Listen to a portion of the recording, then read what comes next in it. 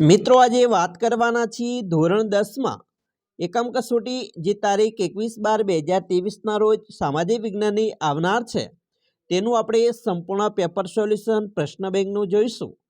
વિદ્યાર્થી મિત્રો સંપૂર્ણ પેપરનું સોલ્યુશન કરીએ તેના પહેલાં તમે ચેનલમાં નવા છો તો વિદ્યાર્થી મિત્રો ખાસ કરીને ચેનલને સબસ્ક્રાઈબ કરી લાઇક અને શેર પણ કરવાનું ન ભૂલતા।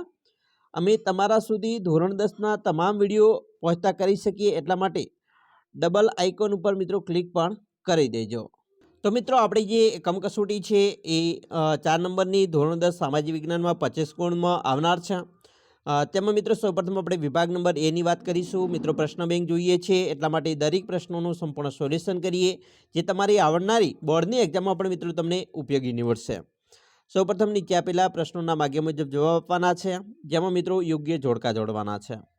પહેલો પ્રશ્ન જોડકા સ્વરૂપે છે કે વિરૂપાક્ષ એટલે કે શિવનું મંદિર ક્યાં આવેલું છે? તો તમને અહીંયા 4 ઓપ્શન આપેલા છે। તો સાચો ઓપ્શન છે પટ્ટદકલ। બીજું છે ખજુરાહોનું મંદિર ક્યાં આવેલું છે? તો મિત્રો ખજુરાહોનું મંદિર છે એમાં 64 યોગિનીનું મંદિર કહેવાય છે જે મધ્યપ્રદેશમાં આવેલું છે। કોણાર્કનું સૂર્ય મંદિર તો એમાં મિત્રો કાળા પેગોડાનું મંદિર તરીકે ઓળખાય છે। અને ઊંચા શિખરવાળું મંદિર તો બૃહદેશ્વરનું મંદિર છે એ ઊંચા શિખરવાળું મંદિર કહેવાય। હવે આપણે બીજું જોડકું જોઈએ જેમાં મિત્રો પહેલું છે તાજમહેલ। તો તાજમહેલ છે એ વૈશ્વિક વારસાના સુંદર અહીંયા જવાબ આવશે સી એટલે કે સુંદર અષ્ટકોણીય જાળી છે। ફતેહપુર સિકરી તો બુંદેલ દરવાજો છે। ચાંપાનેર તો એમાં મિત્રો જવાબ આવશે વૈશ્વિક વારસાના સ્થળોમાં સમાવેશ કરેલો છે। અને ધોળાવીરા તો ધોળાવીરા એ ખદીર બેટમાં આવેલું ગામ છે।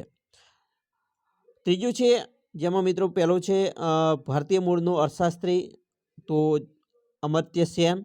યુએનડીપી તો એમાં મિત્રો સંયુક્ત રાષ્ટ્ર વિકાસ કાર્યક્રમનો સમાવેશ થાય।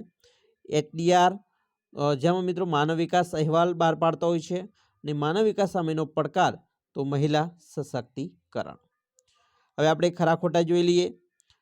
ચોથું છે કુતુબ મિનાર એ ભારતના પથ્થરોમાંથી બનેલો સૌથી ઊંચું સ્તંભ મિનાર છે તો આ છે ખરું। પાંચમું છે 70 ફૂટ ઊંચી દિવાલ ધરાવતા લાલ કિલ્લાનો ઘેરાવ 1.5 માઇલનો છે તો આ વિધાન ખરું છે।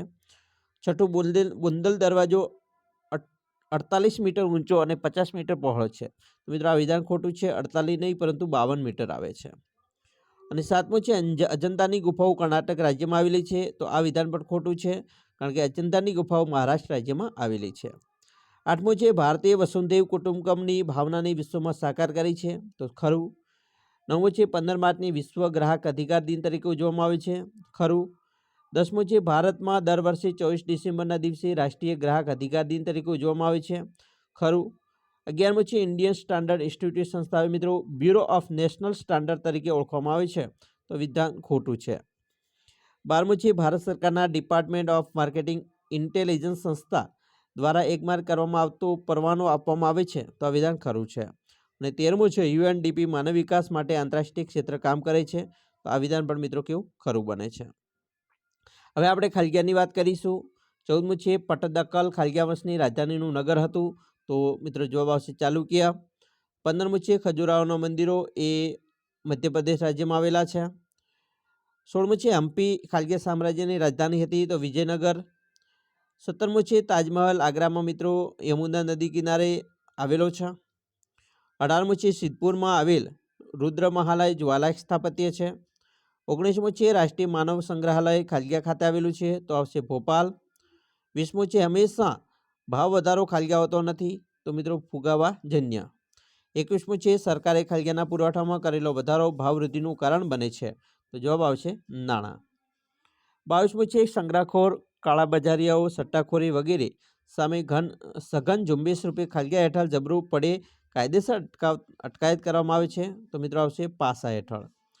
23મું છે માનવ વિકાસ અહેવાલ 2015માં ભારતનો અપેક્ષિત આયુષ્યાંક ખાલગિયા વર્ષ છે તો મિત્રો આયુષ્ય એ 68 વર્ષનું કહેવામાં આવેલું છે। હવે આપણે વિકલ્પ સ્વરૂપે જોઈશું। મિત્રો 24મું છે તે એક જ પથ્થરમાંથી કોતરીને બનાવેલ છે જેની લંબાઈ 50 મીટર પહોળાઈ 33 મીટર અને ઊંચાઈ 30 મીટર છે તો આ મંદિર છે એ કૈલાસ મંદિર છે। 25મું છે નીચેનામાંથી કયું વિધાન સાચું નથી તો મિત્રો ઇલોરાની ગુફાઓને 4 ભાગમાં વહેંચવામાં આવી છે ખોટું છે। 26માં છે વૈશ્વિક વારસાના સ્થળોની યાદી કોણ તૈયાર કરે છે? તો મિત્રો યુનેસ્કો તૈયાર કરતું હોય છે. 27માં છે સ્વામી વિવેકાનંદના શબ્દોમાં હિન્દુ ધર્મે જગતને કયા પાઠ શીખવ્યો છે? મિત્રો સહિષ્ણુતા અને વિશ્વ બંધુતાનો પાઠ શીખવેલો છે. 28માં છે સ્વામી વિવેકાનંદે જે વિશ્વ ધર્મ પરિષદમાં ભારતીય સંસ્કૃતિને ગૌરવ અપાવ્યું છે, તો એ પરિષદ મિત્રો કઈ હતી? જે શિકાગોમાં ભરાઈ હતી 1893માં. 29મો છે ભારતની મધ્યસ્થ બેંક કઈ છે? તો મિત્રો ભારતની મધ્યસ્થ બેંક છે એ છે રિઝર્વ બેંક ઓફ ઇન્ડિયા. મિત્રો અહીંયા શિકાગો એ 1993 આવશે, બરાબર. 30મો છે ભારત સરકાર એટલે કે સરકારે ભાવ સપાટીને અંકુશી રાખવા માટે કયો ધારો અમલમાં મૂક્યો? તો આવશ્યક ચીજ વસ્તુ ધારો. 31મો છે ભારતનામાં 24 ડિસેમ્બરના રોજ દિવસે કયા દિન તરીકે ઉજવવામાં આવે? તો રાષ્ટ્રીય ગ્રાહક અધિકાર દિન તરીકે. 32મો છે માનવ વિકાસ અહેવાલ 2015માં વિશ્વના કેટલા દેશોનો સમાવેશ કરવામાં આવે છે? તો 188 દેશો. 33મો છે બાળ રસીકરણના કાર્યક્રમ અન્વયે બાળકોને પોલિયો વિરુદ્ધ કઈ રસી મૂકવામાં આવે છે?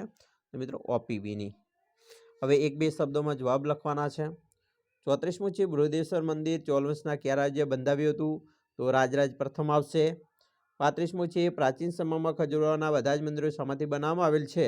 તો ગ્રેનાઇટ પથ્થરોમાંથી. મિત્રો ખાસ કરીને આ પ્રશ્નો છે એ તમને તમારી આવનારી જે મિત્રો બોર્ડની એક્ઝામમાં પણ ખૂબ જ ઉપયોગી નીવડશે, એટલા માટે વિડીયોને સ્કીપ કર્યા વગર તમામ પ્રશ્નો જોવા તમારા માટે ખૂબ જ યોગ્ય રહેશે. 36મો છે ગુજરાતમાં કયા કયા સ્થળોએ બૌદ્ધ સ્તૂપના અવશેષો પ્રાપ્ત થયા છે? તો મિત્રો ગુજરાતમાં જૂનાગઢ જિલ્લાના બોરદેવી, શામળાજી નજીક દેવની મોરી, જૂનાગઢનો ગિરનારનો ઇટવા વગેરે સ્થળોએ બૌદ્ધ સ્તૂપો અવશેષો મળ્યા છે. 37મું છે શાહજહાએ કોની યાદમાં તાજમહેલ બંધાવ્યો હતો? તો મિત્રો શાહજહાએ પોતાની પ્યારી બેગમ મુમતાજ મહલ જેને અર્જુમંદ બાનુની યાદમાં તાજમહેલ બંધાવ્યો હતો. 38મું છે હમ્પીના કૃષ્ણદેવરાયના સમયે કયા મંદિરો સ્થાપ્યા હતા? શ્રેષ્ઠ ઉદાહરણમાં જોઈએ તો વિઠ્ઠલ મંદિર છે, હજારા રામ મંદિર, વિરૂપાક્ષ મંદિર, શ્રી કૃષ્ણનું મંદિર, અશ્રુ તરાઈનું મંદિર વગેરે મંદિરો સ્થાપ્યા છે, જે શ્રેષ્ઠ ઉદાહરણ છે. 39મું છે કુતુબ મિનારનું નિર્માણ કાર્ય કોણે શરૂ કરાવ્યું હતું અને કોણે પૂરું કરાવ્યું હતું? તો મિત્રો કુતુબ મિનારનું નિર્માણ કાર્ય છે દિલ્હીના સુલતાન કુતુબુદ્દીન ઐબકે શરૂ કરાવ્યું અને તેના જમાઈ તથા ઉત્તરાધિકારી ઇલ્તુત્મિશે પૂરું કરાવ્યું હતું. 40મું છે ઋગ્વેદનો કયો સંદેશ ભારતની સંસ્કૃતિની વિશાળતા અને વ્યાપકતાનું દર્શન કરાવે છે? તો મિત્રો અમને ચારેય દિશામાંથી સારા અને શુભ વિચારો પ્રાપ્ત થાઓ એ સર્વેનો સંદેશ ભારતની સંસ્કૃતિની વિશાળ અને વ્યાપકતાનું દર્શન કરાવે છે. 41મું છે શાનો વધારો ચીજવસ્તુ અને સેવાઓની માંગ કરે છે? તો વસ્તી વધારો. 42મું છે ધિરાણ નીતિનું નિયમન કોણ કરે? તો મધ્યસ્થ બેંક. અને 43મું છે કિશોરીઓને પોષણયુક્ત આહાર તેમજ તેમના કૌશલ્યના વિકાસ માટે ગુજરાત સરકારે કઈ યોજના અમલમાં મૂકી છે? તેમાં આવશે સબલા યોજના. હવે મિત્રો વિભાગ બીની વાત કરીશું. ખાસ કરીને મોસ્ટ આઈએમપી વિભાગ એની સંપૂર્ણ ચર્ચા કરી. વિભાગ 2માં મિત્રો 2 ગુણનું હોય છે. તમારી બોર્ડની એક્ઝામમાં પણ મિત્રો ખૂબ જ ઉપયોગી નીવડશે. વિડીયોને સ્કીપ કર્યા વગર સંપૂર્ણ જોજો. પહેલું છે પ્રાચીન સમયથી ભારતની તીર્થભૂમિ રહ્યું છે વિધાન સમજાવવાનું છે. સરસ મજાનો પ્રશ્ન છે. એના પછી ભારતમાં ગુણવત્તાનું પ્રમાણ આપતી સંસ્થાઓના નામ, બરાબર. ISI, BIS, DMI છે. ત્રીજું છે આંતરરાષ્ટ્રીય સ્તરે ગુણવત્તા માપનના અંગે કામ કરતી સંસ્થા જે ISO છે મિત્રો, અને ઇટલીના પાટનગર એમ ખાતે આવેલી કોડેક્સ એલિમેન્ટ્રીયલ કમિશન જે CAC તરીકે ઓળખવામાં આવે છે. ચોથું છે ગ્રાહક અધિકારો કયા કયા છે? બરાબર, સરસ મજાના પ્રશ્નો છે મિત્રો. સંપૂર્ણ પ્રશ્નો જોવા સમજવા તમારા માટે ખૂબ જ હિતકારક છે. મેં ધીમે ધીમે સ્કીપ કરું છું. આ પ્રશ્નો છે ખાસ કરીને મિત્રો જોઈ લેજો. મોસ્ટ IMP છે. વિભાગ Cની વાત કરીશું. તેમાં પણ મિત્રો 3 ગુણનું પૂછાતું હોય છે. એક પ્રશ્નના 3 ગુણ છે.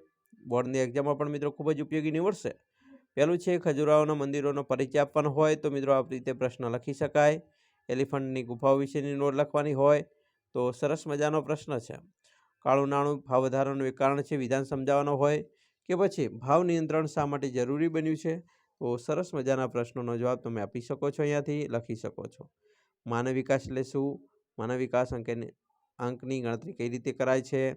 મહિલા સશક્તિકરણ એટલે શું? તેના અવરોધક પરિબળો હોય તો સંપૂર્ણ જવાબો છે. બરાબર મિત્રો, સરસ મજાના પ્રશ્નો છે, તમારા માટે ખૂબ જ ઉપયોગી નીવડશે. વિભાગ ડીની વાત કરીશું તો અહીંયા પણ તમને 4 ગુણના પ્રશ્નો મળી જશે. જેમ કે દિલ્હીના લાલ કિલ્લા વિશે નોટ લખવાની હોય તો આ પ્રશ્નનો જવાબ લખવો જરૂરી છે.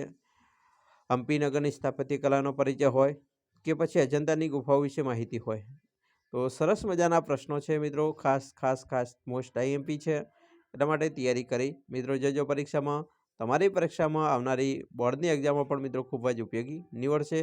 તો મિત્રો અમે આશા રાખીએ છીએ કે આ છે એ પ્રમાણે તમે તૈયારી કરશો અને તમે સારા એવા માર્ક્સ છે એ આ પ્રશ્નપત્રના માધ્યમથી લાવી શકશો. ધીમે ધીમે સ્કીપ કરું છું, તમે તમારી રીતે લખી દેજો. તો ચાલો મિત્રો ફરી મળીશું નેક્સ્ટ વિડીયોમાં. ખાસ કરીને ચેનલમાં નવા છો તો ચેનલને લાઇક, શેર અને સબસ્ક્રાઈબ કરવાનું પણ ન ભૂલતા.